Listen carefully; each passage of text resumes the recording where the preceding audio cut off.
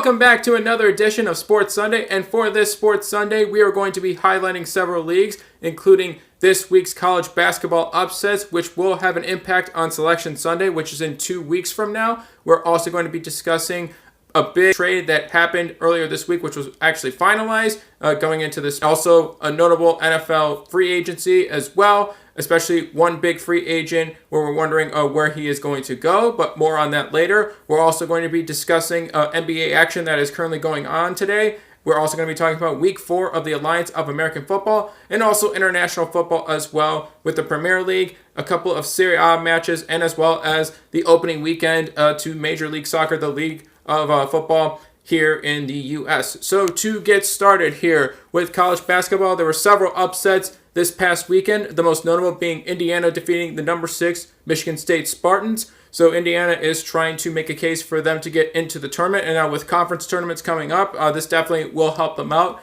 It will be interesting to see how they will perform in the Big Ten tournament. Now, every tournament, every conference has its own tournament. For those who aren't familiar with college basketball, both men's and women's, they have their respective conference tournaments right before the main NCAA March Madness tournament. And depending upon in the conference tournament, that's the final case that each team can make to make it to the overall 64-team March Madness tournament. And also other matchups that we've had that ended up at Nevada being upsetted. Also, a big one was Tennessee, which was ranked 7th. They were able to upset number 4 Kentucky. So we had Houston, which was not really a talked about team so far. The Houston Cougars were actually defeated by UCF, University of Central Florida, earlier this week. Or I should say it was yesterday as well. So even though Houston, up until that point, they were one of the best teams in the nation, they were upsetted. They'll still probably end up being in the tournament, but it's going to be interesting to see how this is all going to end up. Again, we have 2 weeks from now. We're going to have Selection Sunday. We'll have more on who I think is going to be in, who I think is going to be out. We're probably going to go over some conference tournament predictions as well, too, who I think is going to win several tournaments, such as ACC, Big East, Big Ten. But we'll talk about that going into the next edition of Sports Sunday. So these final 2 weeks before Selection Sunday for college basketball should be exciting, and we're going to definitely keep our eyes on that. Now moving on to the NBA. Earlier today I was watching the Rockets taking on the Celtics, and the Celtics were trying to mount a comeback. I was giving them a lot of credit trying, but the Rockets were able to hold on from another huge performance from James Harden. He had 42 points. And then now the Rockets, like we said before, if you've watched our NBA prediction for this season's what we think is going to win, how do we think the teams in the NBA were going to do? Now with the Rockets being healthy, with their big three, with Clint Capella, James Harden, they can make an even stronger playoff push than now what we were trying to say to people. And now going into the playoffs, which are going to start in April, they're probably in the best position they have been all year to try to make the strongest playoff push. Now, are they going to be able to defeat the Warriors and Nuggets if they end up going that far? We'll wait to find out. We think the Rockets will do well, but we will see how that's going to turn out. And then as of right now, there's still a few more games going on. Earlier today, the Blazers defeated the Hornets. We also had the Hawks defeating the Bulls. And also, earlier today, we also had the Clippers beating the Knicks. And then also we have, like we said, a few games going on right now, and then one more game that's about to start soon at 7 p.m. Where Thunder are hosting the Grizzlies. Now, we'll talk more about the NBA playoffs as they're coming up. Like we said, they're going to be starting in April. If you watched our NBA prediction stream, I think we'll put a card or at least a link in the description below just to remind everybody what our predictions are. We could put that in for you just to remind everybody what our predictions are, what we thought what was going to happen for the 2018-2019 NBA season. We'll just give everybody a reminder. But again, it should be interesting for the Rockets to see how well they're going to do in the Western Conference playoffs. But again, the season isn't over yet. We'll have to see, even if the Lakers are able to at least try to come back. I know they just lost to the Suns recently, and it looks like their playoff hopes are diminishing and becoming even more dim in terms of their prospects of making the playoffs as the season, at least the home stretch of the season, is going on. But again, also, like we said too, the biggest MLB finalized trade too, we had Bryce Harper signing a 10-year, $330 million deal to be with the Phillies now. As a Nationals fan, I was still sad to see this happen because I was a big Bryce Harper fan. It was his first team since he went to the pros. It was in 2005. He was 17, 18 years old when he first went pro. But again, I wish him the best too, so I had no hard feelings about this trade happening. How well he's going to do with the Phillies, I imagine he'll still be a really great player with the Phillies. Now, if he's going to do even better than he was with the Nationals, again, we will see. But again, it's all going to depend upon how the Nationals are going to be able to move on without him and the rest of the NL East teams, which are the Marlins, the Mets, and also the other team in the NL East, which is the Braves. So we're going to see how that's going to turn out, and also with the rest of the National League. How the MLB season is about to start pretty soon. It's going to start in about actually less than a month from now. We'll talk more about baseball in future editions of Sports Sunday, but we'll just try to, like I said before, we want to bring up prominent MLB trades or transactions that happen in not just the MLB, but also NFL and other sports leagues that are in off-season right now, but just notable events that are going on. We just want to bring attention to those as well, and that's what we were trying to do some future editions of sports. We will have more on that in the future. Now, for the NFL, Antonio Brown is probably the most notable free agent going into this offseason. This relationship with the Pittsburgh Steelers just, I couldn't really explain how it completely broke down.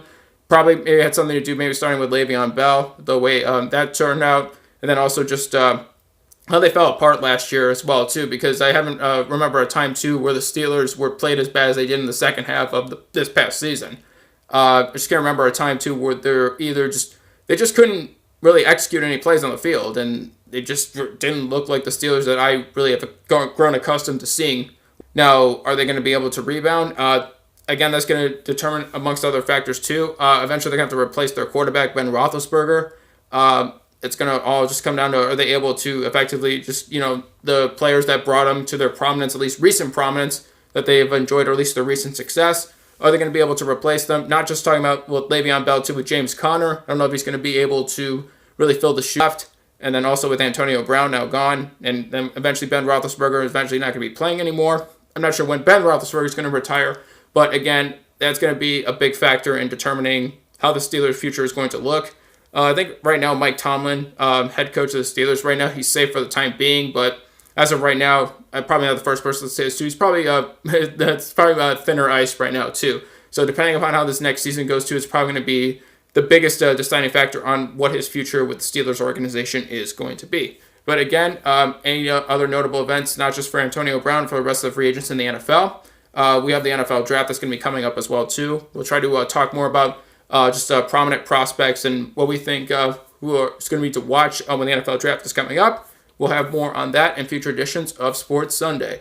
And also, now talking about Week 4 of the Alliance of American Football. As of right now, there's still one game that's about to go final, and another game, the Arizona Hotshots are hosting the Atlanta Legends. And as of right now, Birmingham Iron, their perfect season is in jeopardy right now. It's like late in the fourth quarter, and I believe they were losing 9-3. But right now, they were the other team that they were playing against right now, they're in their red zone too. So most likely they either have scored and probably increased their lead. I wasn't able to see the other two games too, because I would like to see more Alliance of American Football games being played on just national TV, not just either the CBS Sports Network or just only Bleacher Report or just something, whether it's just CBS or just ESPN2 or something like that. Just felt like these games should be getting more exposure and people should be giving this league more of a chance, just because this is their inaugural season. And I think it would be at least fair to them too, to at least to give them a chance and to see how the games are too and how much people would enjoy them. And personally, I've said this before too, I like having football when the NFL is in its offseason. I like watching football when it's not just the NFL. And also with the XFL coming back in 2020, it's going to be more fun as well. Now moving on to international football. As for the Premier League, right now, Liverpool ended up in a draw against Everton earlier today. So right now, that means they weren't able to hold the top position in their table. So right now, Man City, winning earlier today, they held the top position in their table. And West Ham was able to win their latest game, or latest match, 2-0. They were starting off like pretty poorly when this season for Premier League started. But right now, they're at least making a bit of a run at, not at the top of the table too, but right now they're towards the middle of the table too, but they've definitely improved significantly. So at least for them too, they were able to turn it around. And Leicester, they lost another home match right now. They lost to Watford 2-1. So their downward trajectory continues to plague them. And right now, and also Chelsea defeated Fulham. Also, like we said, Liverpool drew. So right now, Man City is at the top of the table, then followed by Liverpool. And then also Manchester United defeated Southampton 3-2. So as of right now, Manchester United, they're in fourth. The Spurs are still in third. Arsenal being in 5th, round out the top 5. And then also, we just wanted to just say, too, for Serie A, my team AC, they were able to defeat Sassuolo on Saturday. They won, so they are now in 3rd place. They moved past Inter, with Inter losing earlier. They lost to Cagliari 2-1. Some people, like I said, there was a bit of controversy there, too. But like I said, too, like anytime Inter loses and it's in our favor, for me, maybe I have a little bit of a bias there myself. But again, like with the difference between VARs and then some of the calls from the referees too, some people may not agree with. And then also Juventus and, of course, playing Napoli, both those teams being at the top 2 teams in the Serie A table. Napoli just was really unfortunate getting a red card where the referee believed that Cristiano Ronaldo, well, after a bad pass from Napoli, was trying to score. And, even though when on the replay, when we saw in the VAR, Ronaldo wasn't touched. And, the referee just said, well, you touched him, it was a red card, and sent the Napoli player off.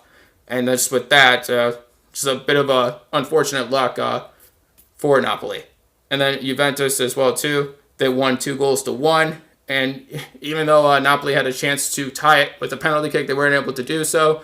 So as of right now, too, Juventus is now 16 points ahead of Napoli. And then our team AC behind by 24 points. And probably, most likely, Juventus is probably going to finish the season at the top of the table. But again, we'll see how that is all going to turn out. So with several leagues here, too, with playoffs approaching, NCAA March Madness tournament coming up, it's going to be pretty exciting, too, to see what we're going to have in store for you guys for Sports Sunday. Tune in for future editions of Sports Sunday. And thank you for watching this edition of Sports Sunday. It's much appreciated. Please join us live at 8:45 p.m. Eastern Standard Time. We hope to see you all there. We're going to be playing some more GTA 5 online. We hope you can all join us for that. Thank you again to everybody for watching, and we will see you guys soon live at 8:45 p.m. Eastern Standard Time.